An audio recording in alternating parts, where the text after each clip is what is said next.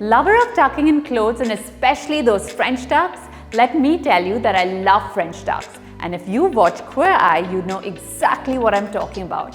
When I talk about French tuck, the first thing that comes to my mind is the Queer Eye show. For those of you who are unaware, French tuck was popularized by Tan France, a fashion expert on Netflix's Queer Eye. France looked polished and classy with the French tuck. And no doubt, everyone fell in love with this, including me. Currently, there are tons of stylish methods to tuck in your shirts and look great. And especially with French tuck in fashion, everyone wants to pull it off like a pro.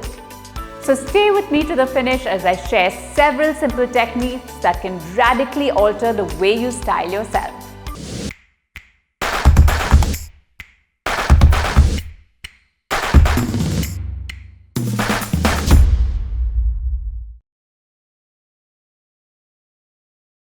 Everyone aspires to appear respectable and stay current with fashion. At the time, tucked outfits were usually seen as formal and reserved. And I'm here to help you guys to go up the fashion game, so stay with me till the very end of the video. As I mentioned that French tucks have gained a lot of momentum in recent years, so I would be a little biased here and start with one of my favorite tucks, that is a French tuck. French tuck is also known as half tuck or one-hand tuck. The French tuck will save you and give you a street-wise appearance without making you appear unprofessional. To accomplish this correctly, that is, to perfect the not-so-perfect looking French tuck, it takes just 30 seconds.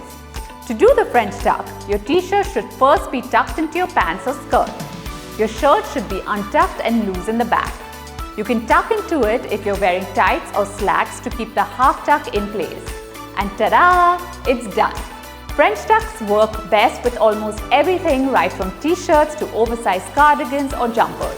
I can keep talking about French tucks, so enough about French tucks for now. Let's talk about the one-side tuck.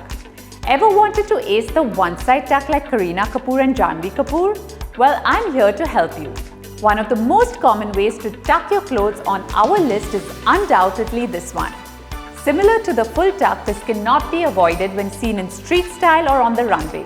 It's appearing to be the most trending way of tucking your shirt or t-shirt. A button-down shirt or blouse is the simplest and most adaptable solution for this.